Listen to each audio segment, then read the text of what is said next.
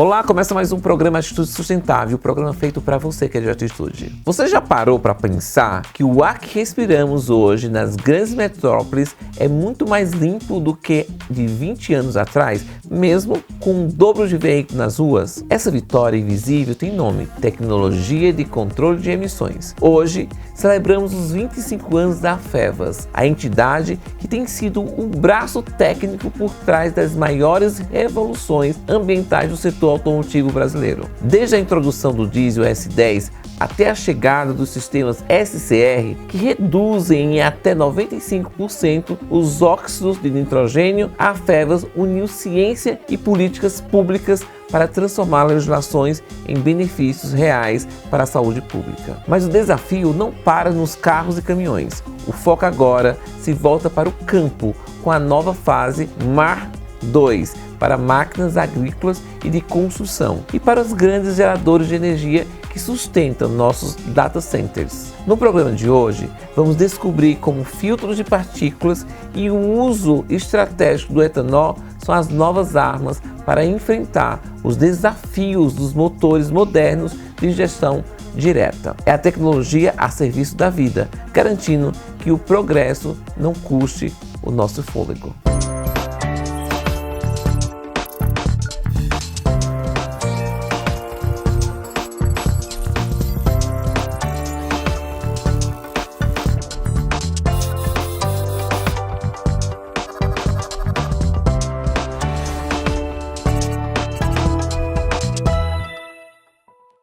No programa de hoje, receberemos Stefan Blumenk, diretor adjunto da AFEVAS, para entender como a ciência por trás dos motores está limpando o ar das nossas cidades. Stefan, muito obrigado por ter aceitado nosso convite. É um prazer muito grande tê-lo aqui no Atitude Sustentável S.A. Prazer do meu lado. Muito obrigado pelo convite.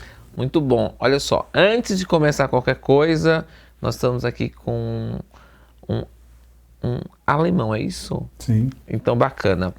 Stephanie, fala pra gente o que é a AFEVAS, pra gente iniciar a nossa conversa. A AFEVAS é uma associação que representa fabricantes e empresas que desenvolvem sistemas de pós-tratamento, de limpeza de gases de escape de motores de combustão interna. Ela existe desde 2001 e congrega várias empresas multinacionais que têm essas tecnologias ao redor do mundo. E a tarefa principal da AFEVAS é trazer essas tecnologias para cá e divulgar esse conhecimento dentro do país para as autoridades, para as montadoras, para ver o que pode ser feito. Muito bom. Olha só, estou vendo aqui que a AFEVAS foi criada em 2001. Sim. E como foi a história? Me conta como você... Eu vou construir a AFEVAS. Qual foi o motivo dessa criação? O Proconv estabeleceu nos anos 80 as regras para limites de emissões. O primeiro catalisador automotivo foi usado em 1992 para os primeiros passos do Proconv. Isso foi uma única empresa, na época de Gusa, hoje Umicore, americana, que fabricava isso. Ao longo dos anos seguintes, instalaram-se mais empresas e mais fornecedores de encapsulamento de sistemas de escape no país e formaram um grupo já representativo de 15 a 20 empresas que podem ter interesse em vender os produtos específicos para os controles das emissões mais firmes. E aí surgiu a ideia, mas por que nós cada um tem que falar com o cliente, com o governo? Não, vamos nos unir a modelo das empresas, das associações nos Estados Unidos, na Europa, e formar uma associação sul-americana que congrega essas empresas que produzem catalisadores automotivos, que produzem conversores, os sistemas de escape envolvidos, que produzem substratos, que produzem mantas, todos os ingredientes que já tinha manufatura local. Então, não faz muito sentido de unir e criar a AFEVAS como porta-voz. Muito bom. E olha só, em 2001, nós estamos falando aí de mais de 20 anos, né, que a AFEVAS foi construída aqui no Brasil. Como era o cenário das emissões veiculares naquela época aqui no Brasil? O Proconv determinou fase 1, 2, 3, que eram fases de pequenos progressos em termos de tecnologia agregada mas em grandes progressos de controle de emissões. Mas o Brasil, na época, ficou 7, 8 anos atrás da Europa, dos níveis permitidos de emissões da Europa e dos Estados Unidos. E o foco da FEVAS foi também fechar esse gap. Por que o Brasil não pode ter a mesma qualidade do ar como lá em Berlim, Frankfurt, Hamburg, Paris ou nos Estados Unidos? Então, essa necessidade de elevar o Brasil a um patamar maior de controle de emissões foi uma das motivações para a fundação da FEVAS e conseguimos fazer isso. A gente está falando em emissão de gases, não é verdade? Quando a gente fala em emissão de gases aqui no Brasil é caótico. Eu acredito que agora em 2026 já é caótico, principalmente aqui na cidade de São Paulo, onde nós temos uma demanda muito grande de carros, né? Ainda que nós ainda já temos tecnologias que minimize a emissão de CO2, mas ainda existe um impacto muito grande, certo? Em comparativo lá da onde você fala da Europa, como é que a gente pode enxergar isso com o avanço? Lá eles já estão mais avançados, já estão mais preocupados. Como é que você avalia essas duas regiões? Nós precisamos distinguir entre os poluentes, que são óxidos de nitrogênio, monóxido de carbono e hidrocarbonetos não queimados, e o CO2. CO2 é um outro assunto que está mais ligado à quantidade queimada, à quantidade consumida do veículo, do que com poluentes. O CO2 nós temos em cada água com gás, então não é um poluente para seres humanos, para plantas, para animais.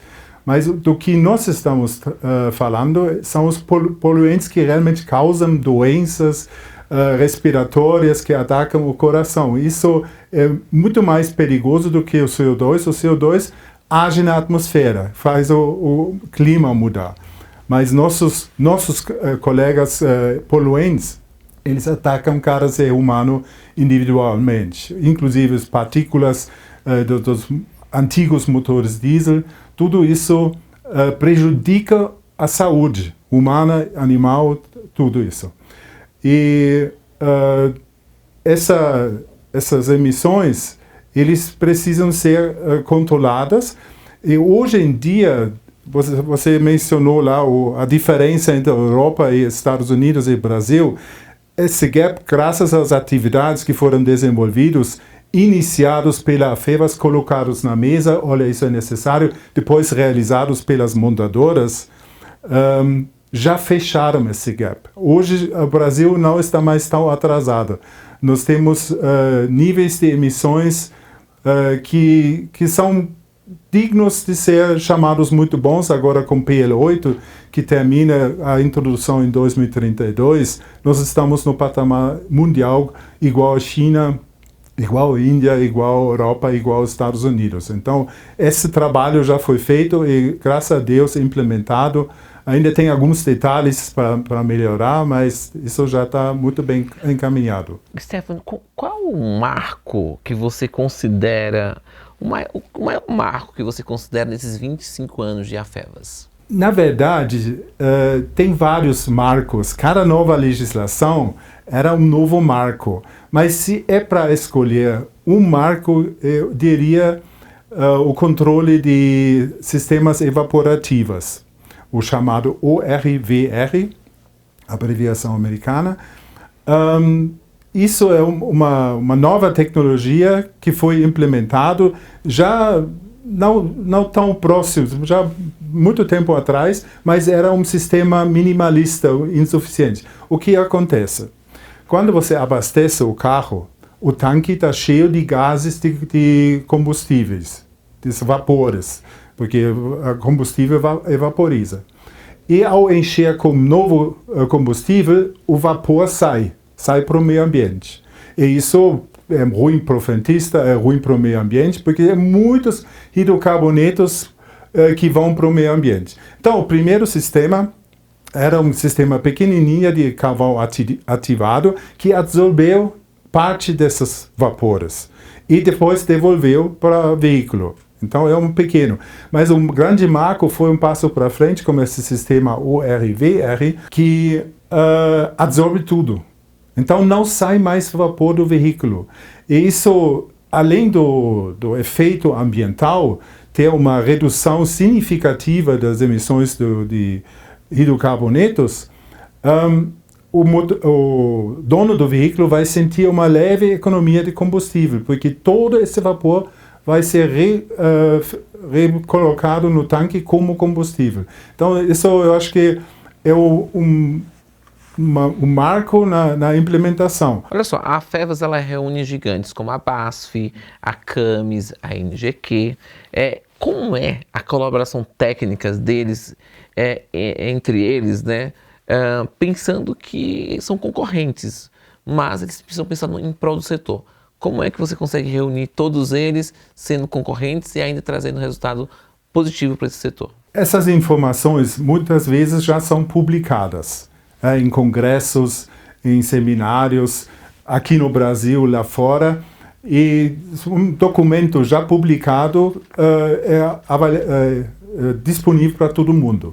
Então não tem mais esse problema de sigilo industrial, não tem mais o problema de outras interações. O que é nossa tarefa de discutir o que pode ser proposto para o Brasil avançar em uma certa área, depois entregar todas as informações para o nosso consultor técnico e ele transforma isso num documento que podemos usar para fazer publicações, para reescrever artigos, para entregar para o Ministério do Meio Ambiente, IBAMA, e espalhar essa informação para todo mundo saber, olha, Brasil, você está aqui com sua tecnologia de controle de emissões, mas existem mais tecnologias para melhorar a qualidade do ar. Sim e não, mas avança. Né? A consciência sempre vai acompanhando. A Fevas, a Anfávia está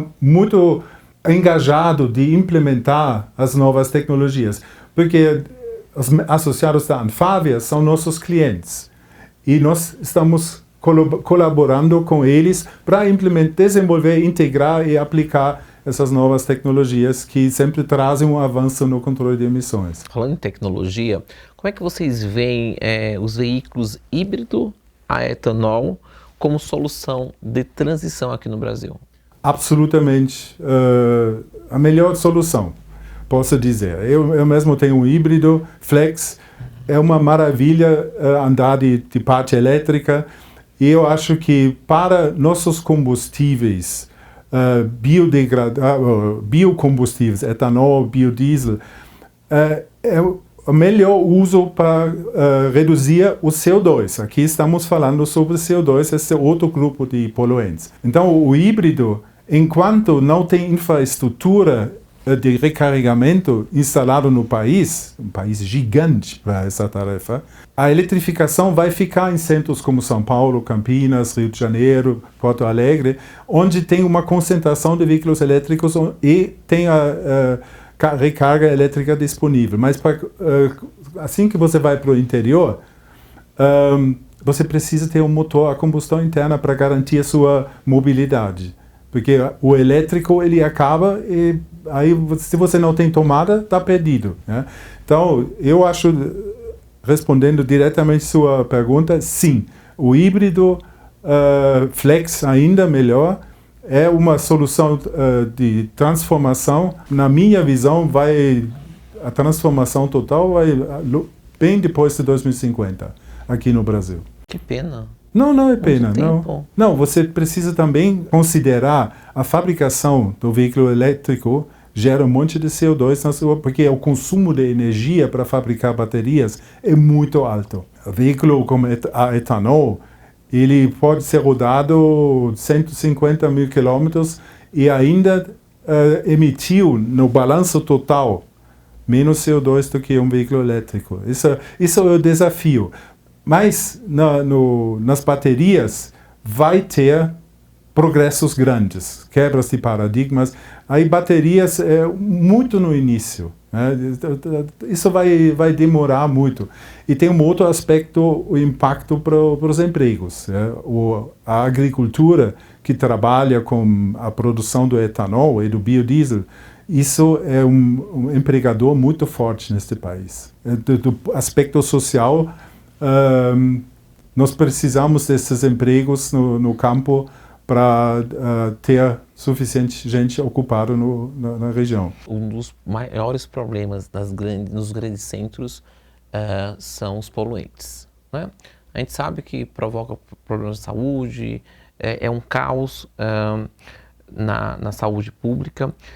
Eu te pergunto, quais são esses poluentes e quais são os mais críticos hoje para a saúde pública nas cidades brasileiras? Já foram bem dominados, já foram bem reduzidos, são os poluentes COHC e NOx e partículas, mais dos veículos antigos.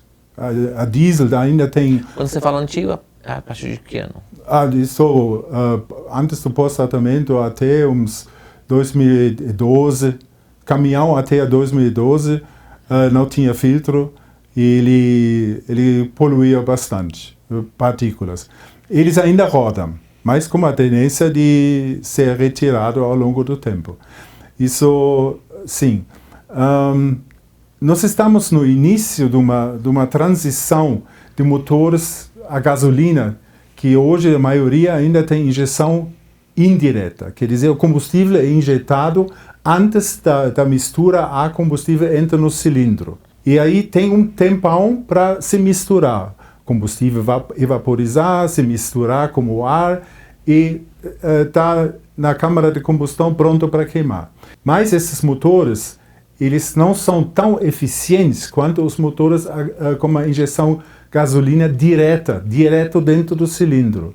Então, no lado da ignição tem mais um furinho onde entra a gasolina ou o etanol. E o tempo de vaporização, de se transformar em vapor que será queimado, é mais curto. E aí existe o risco de formação de partículas. Né?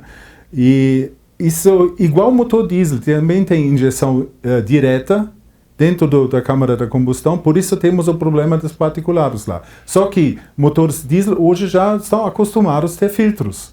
Então o problema está resolvido, porque um filtro ele capta 95, 98% de todos os particulados. E não tem mais problema. A gasolina, aqui no Brasil, está iniciando a injeção, o GDI, como chama, Gasoline Direct Injection, ele está se iniciando a ser usado. E já constatamos nos números da CETESB um aumento da emissão dos particulados, um aumento significativo nas certificações desses veículos. Na Europa já existe o uso de GPF, nos Estados Unidos, na China. Nós precisamos implementar isso aqui também. Isso é uma das tarefas da AFEVAS agora, para esclarecer as necessidades técnicas, para explicar para o governo a necessidade. E nós temos a impressão que isso já entrou na pauta um pouco no governo, porque é realmente preocupante. As partículas provenientes do motor a gasolina, eles são muito finas. Você não vê elas. Você precisa contá-las. Né? Tem tecnologias para contar o número de particulados para controlar essa emissão. Porque eles entram com muita facilidade no pulmão e ninguém vê. São muito finos. Essa é a grande diferença para os particulados do diesel, que hoje já está controlado com o filtro. Muito bom. Vamos parar para o intervalo? Rapidinho? Olha só, nós vamos tomar um café, é rapidinho, vamos para o intervalo. Você que é de atitude, não sai daí, eu já volto. Conheça a inspiradora trajetória de Cledson Bernardo, que saiu das ruas e se tornou uma referência nacional em liderança ESG. Em seu livro Transformando Desafios em Liderança, Cledson compartilha histórias reais, desafios superados e um método prático para quem busca ser um líder mais ético, humano e de impacto positivo. Transforme seus desafios em força e inspiração. Garanta já seu exemplar e comece sua jornada rumo à liderança sustentável.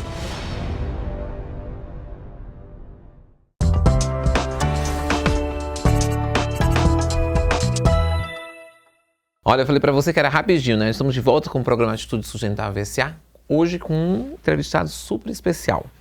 E Stephanie, fale para mim, a educação e a pesquisa é extremamente importante em qualquer país.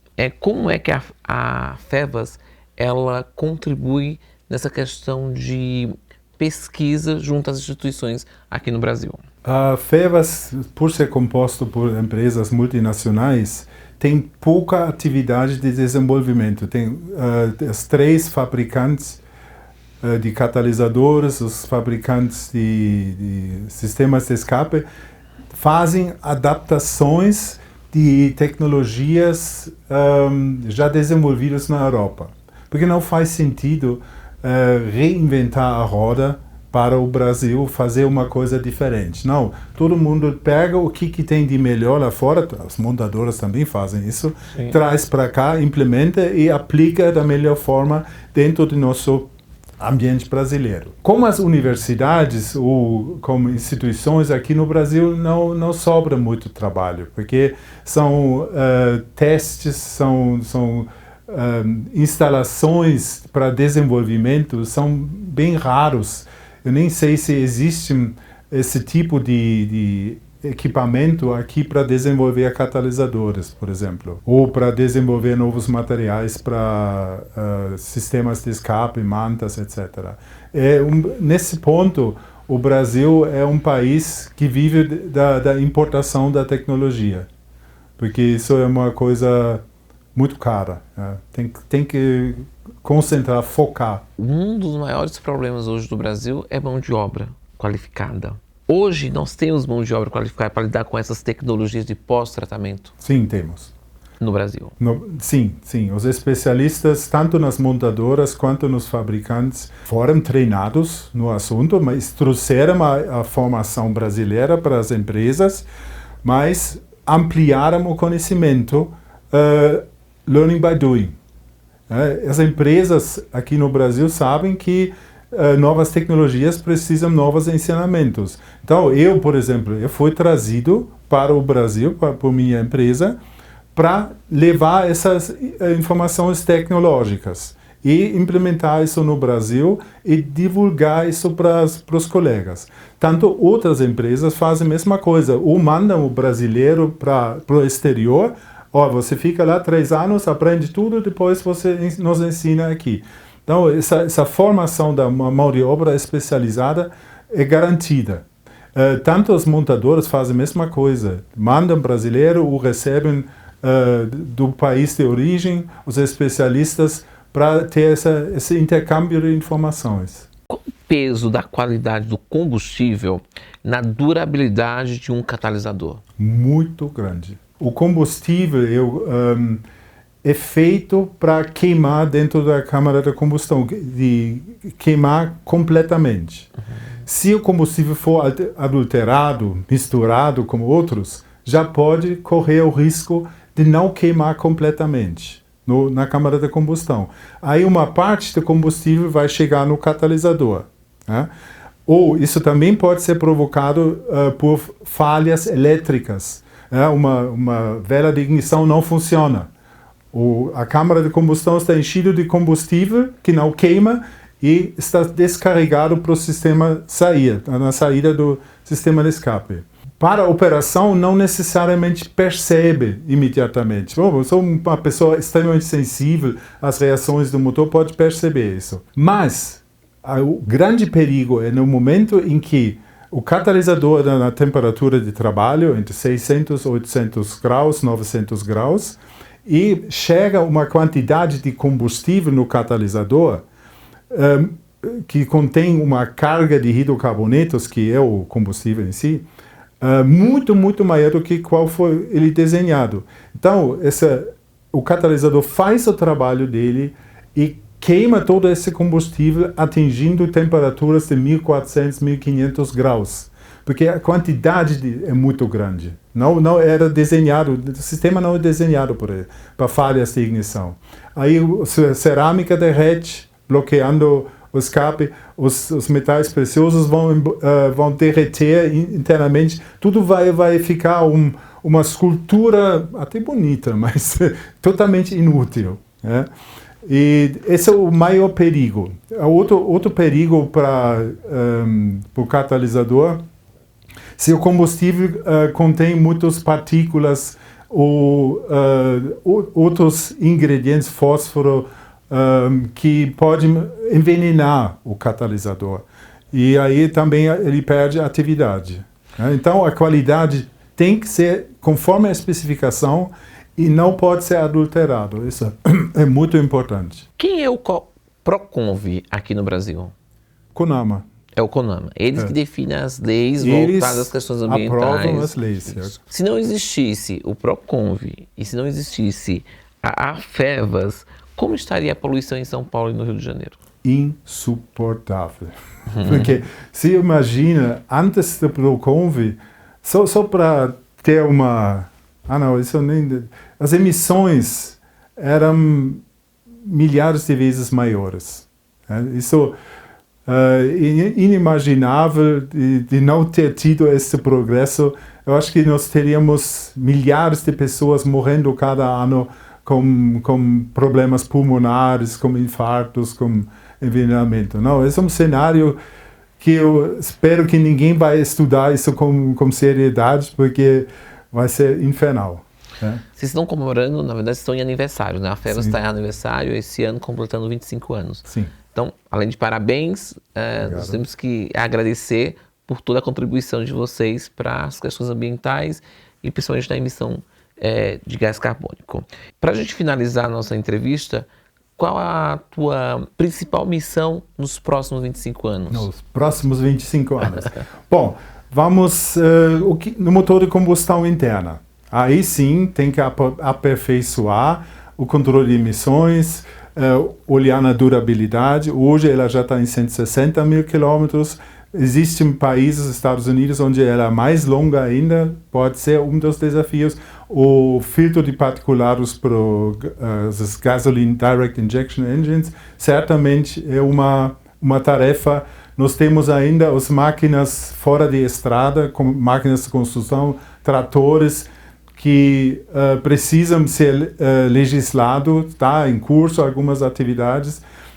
Temos geradores que hoje funcionam sem nenhum tipo de pós-tratamento, e essas usinas térmicas para geração de energia elétrica são principalmente motores. Então é uma grande fonte de poluição que precisa ser tratado. Em termos de veículos elétricos, nós precisamos olhar muito bem na fonte da energia elétrica, porque não adianta ter um gerador de diesel criando energia elétrica, abastecendo um veículo elétrico que anda com isso na cidade. Então, o Brasil tem uma grande vantagem de ter muita energia renovável, solar, eólica, hidráulica, mas esse consumo já está borderline, já está no limite. Hoje já tem algumas dificuldades também, como a distribuição da energia no país, como o grid. Esse também vai ser um olhar nosso de não trocar a fonte da poluição, deixar na cidade limpinho, tudo bem, isso é excelente. Na cidade, onde está tudo concentrado, pode ser limpinho. Mas não uns 20 quilômetros fora da cidade, ter um parque de 200 geradores a diesel, gerando energia para esses veículos elétricos. Aí nós vamos olhar nisso. Pelo menos esses geradores precisam também ter um pós-tratamento para diminuir a carga de poluição. O CO2 é outra história. Muito bom. Stephanie, foi muito bom tê-lo aqui no nosso programa. Venha mais vezes, a sua contribuição foi muito bom para mim e para quem está nos assistindo. Muito obrigado pela atenção. Foi um prazer de falar um pouco sobre essa experiência que eu acumulei ao longo dos anos e aceito o convite para uma próxima vez. Bacana. Muito obrigado. É gratificante saber que enquanto seguimos nossa rotina, existe uma inteligência técnica trabalhando silenciosamente nos escapamentos e nos motores para proteger nossos pulmões. Parabéns ao Stefan e à AFEVAS pelos 25 anos. Muito bom e obrigado pela sua contribuição. E o nosso programa vai ficando por aqui. Espero que você tenha gostado. Tem dúvidas ou sugestões de pauta? Entre em contato com a nossa equipe através do e-mail produção@atitudesustentavelse.com.br ou através do nosso WhatsApp 11 94500 9898. E também nos siga nas redes sociais. Eu, Cledson Bernardo, fico por aqui e te espero no próximo programa. Até lá, tchau!